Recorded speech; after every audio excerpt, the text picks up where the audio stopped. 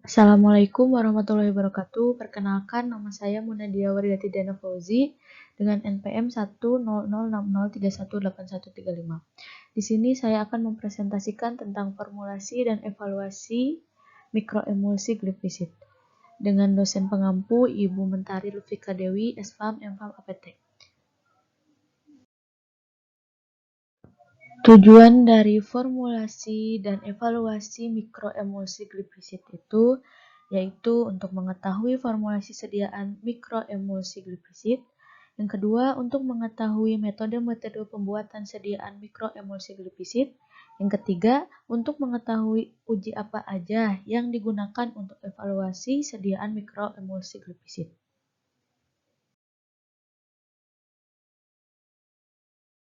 Mikroemulsi adalah merupakan suatu sistem dinamis yang antarmukanya berfluktuasi secara spontan dan terus-menerus. Struktur mikroemulsi yang dibagi menjadi dua yaitu M per A dan A per M. M per A ini merupakan minyak dalam air, sedangkan A per M merupakan air dalam minyak. Air dalam minyak atau A per M yang dapat didispersikan dalam fase kontinu minyak, sedangkan minyak dalam air M per A didispersikan dalam kontinu air.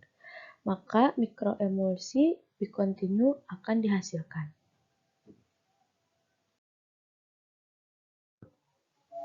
Kelebihan dari mikroemulsi yaitu mikroemulsi merupakan sistem yang stabil secara termodinamika. Mikroemulsi bertindak sebagai pelarut obat super, fase terdispersi lipofilik atau hidrofilik yang dapat menjadi penampung potensial untuk obat yang hidrofilik maupun lipofilik. Diameter rata-rata droplet mikroemulsi di bawah ukuran 220 nanometer. Sama-sama dapat membawa obat yang lipofilik ataupun hidrofilik. Mikroemulsi juga mudah dipreparasi stabil secara termodinamika. Mikroemulsi merupakan viskositas yang terendah bila dibandingkan emulsi lainnya. Penggunaan mikroemulsi sebagai sistem penghantaran. Pembentukan mikroemulsi juga bersifat reversibel.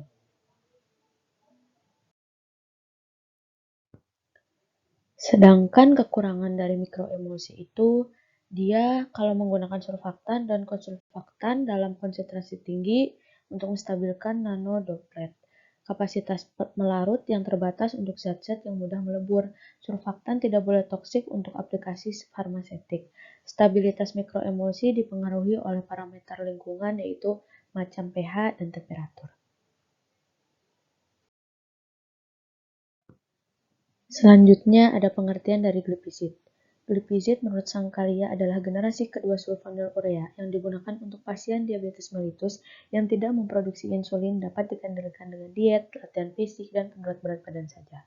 Tampaknya insulin generasi pertama yang paling efektif baik dalam sekresi insulin fase pertama dan dalam respons stimulus berkelanjutan selama waktu jangka panjang. Glifisid juga merupakan obat yang dapat larut dalam air dan sekaligus dapat larut dengan 3,72 mg per liter dengan tingkat pelepasan dan bioavailabilitas glifisid yang diberikan secara lambat. Selanjutnya saya akan menjelaskan tentang formulasi dan analisis formula. Formulasi dari glifisid yaitu glifisid diperoleh dari Aurobindo Laboratories Ltd, Hyderabad, India. Chloroform L diperoleh dari perusahaan kimia Signet Mumbai, India. Asam oxalat, isopropil misitrat, isopropil alkohol, propilen glikol, etanol, twin 80, span 20, dan natrium klorida diperoleh dari bahan kimia SK Privat Limited. Analisis formulanya, asam oleat isopropil misitrat merupakan peningkat permeasi lipolifik dan dapat digunakan untuk meningkatkan permeabilitas membran mikroemulsi.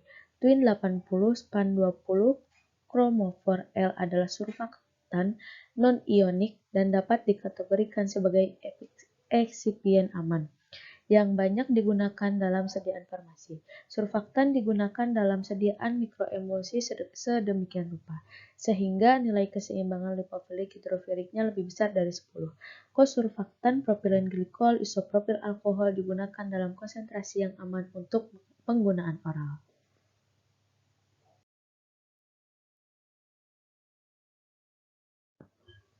Selanjutnya, penjelasan tentang pembuatan mikroemulsi glifisid. Dibuat dengan metode titrasi kosofaktan. Dalam metode ini sekitar 2,5 mg glipizid untuk formulasi 5 ml ditimbang secara akurat dan diambil dalam gelas kimia. Dilarutkan dalam minyak dalam jumlah yang sesuai. Untuk larutan surfaktan dan air ditambahkan, sediaan kemudian diaduk perlahan dengan stirrer sampai semua komponen tercampur dengan baik. Surfaktan kemudian ditambahkan tetes demi tetes ke dalam sediaan ini sampai larutan menjadi jernih. Sampel kemudian diaduk selama 15 menit untuk memungkinkan keseimbangan. Di sini terdapat ada 8 evaluasi sediaan.